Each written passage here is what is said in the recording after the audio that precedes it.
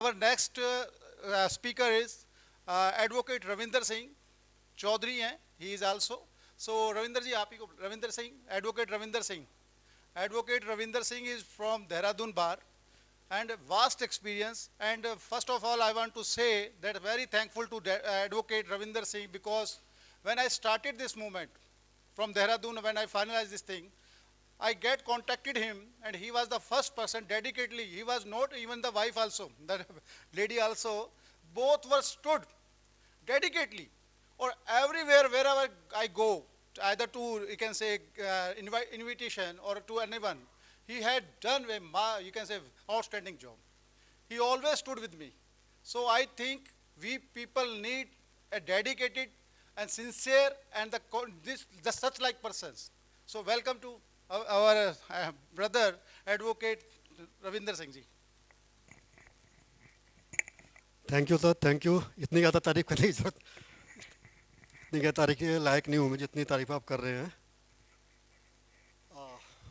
ले मसाले चल पड़े हैं लोग मेरे गांव के, जीत ही लेंगे अंधियारा लोग मेरे गांव के।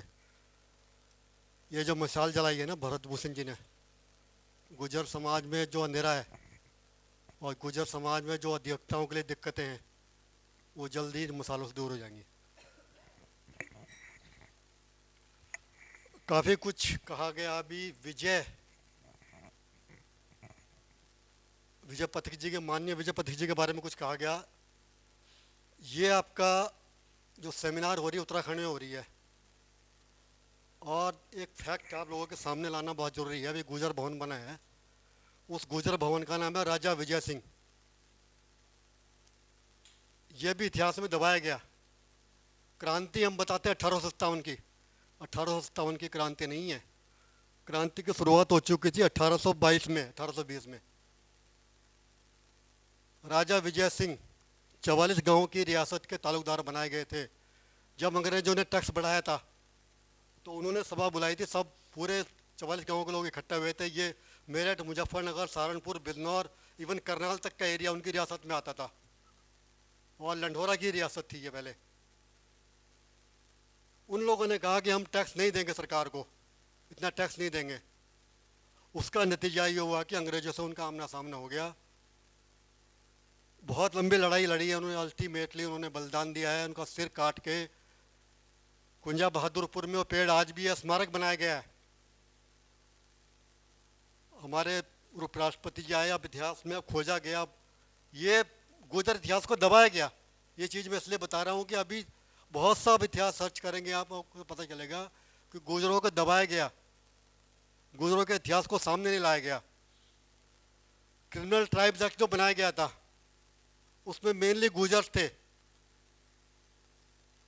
और गुजरों का इतिहास आपको पता है। गुजर खादर में रहते हैं, गंगा के खादर, यमुना के खादर में क्यों रहते हैं? कभी सोचा आपने इस चीज़ों को? अंग्रेजों ने कहा था कि जहाँ भी गुजर दिखाई पड़े उसे जान से मार दो, ख़त्म कर दो। हम गुजरों के जो पूर्वज हैं बेचारों ने अपनी जान बचाने के लिए खादर में जाके छुपे, जंगलों में छुपे।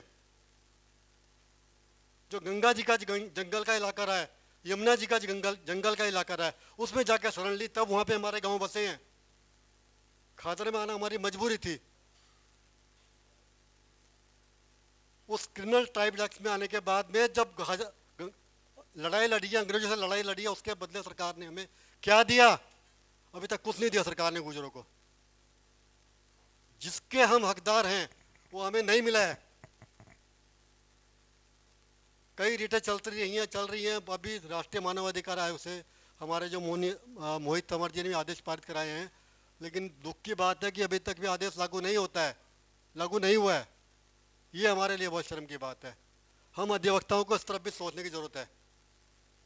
जो इतिहास से छेड़छाड़ की गई है, इतिहास का पूरा बदला गया है। मंगल पांडे को सब याद करते हैं। अरे भैया, मंगल पांडे तो 1857 में आया था।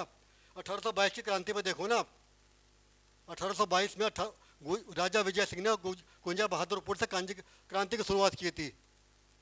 ये इतिहास कहाँ है?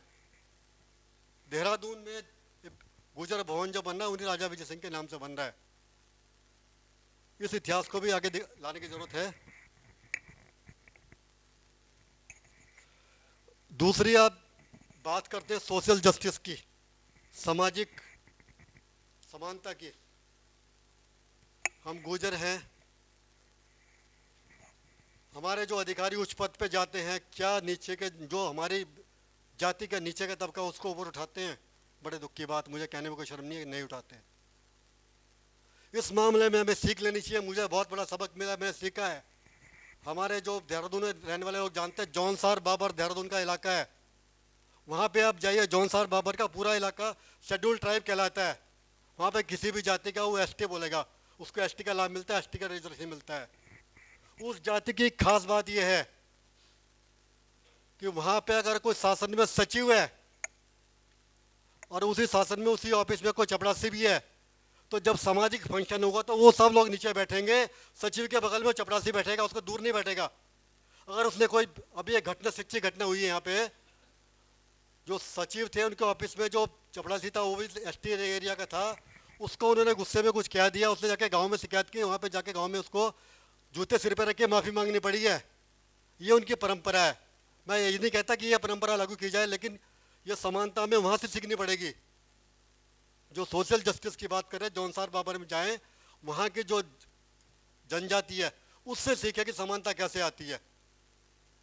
अभी हम दहेज का बहुत विरोध करते हैं। दहेज का विरोध करना है, जाके जौनसार बाबर में सीखिए। दहेज प्रथा का पूरी तरह बैन कर दिया गया वहाँ पे। इवन जो बाहर का फूड है, जो बड़ी बड़ी स्टॉल लगाते हैं बाहर की खाने आता है, उसे नहीं, लोकल खाना बनेगा, अपना लोकल पंक्ति बैठेंगे और वो खाना खिलाया जाएगा। ये चीज़ हमें अपनानी पड़ेगी अगर हमें आगे ऊपर उठना है, जाना पड़ेगा। वहाँ पे बाहर का खाना, इवन शराब भी, बाहर की जो महंगी महंगी अंग्रेजी शराबें आते हैं वो बैन कर दी गई हैं। कहते हैं अगर शराब पहले तो पिलाई नहीं जाएगी, अगर पिलाई जाएगी तो लोकल अपनी शराब दारू बनाएंगे, वो पिलाई जाएगी दावत में। ये चीज़ें भी हमें देखनी पड़ेंगी। अभी सीखने के लिए बहुत कुछ है, अगर सीखने के लिए आदमी तैयार है। जौनसार बाबर के इलाके में जाने पे आपको पता चलेगा कि जो सामाजिक जो भेदभाव है वो बिल्कुल नहीं है वहाँ पे। किसी भी शादी ब्याह फंक्शन में जाएंगे, सब लोग इकट्ठे होकर एक साथ डांस करेंगे, उसमें कोई भेदभाव नहीं होता। वहाँ ये नहीं होता कि ये तो भैया आईएएस है, ये चपरासी है, ये अलग रहेगा, वो अलग नहीं। उसमें कोई भेदभाव को देखने को नहीं मिलेगा। जो उनके रीति रिवाज है उसमें कोई भेदभाव देखने को नहीं मिलेगा। तो ये चीज़ें भी हमें अपनानी पड़ेंगी।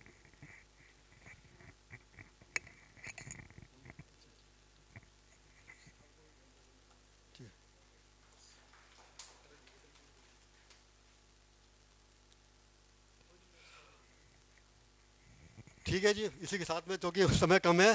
धन्यवाद।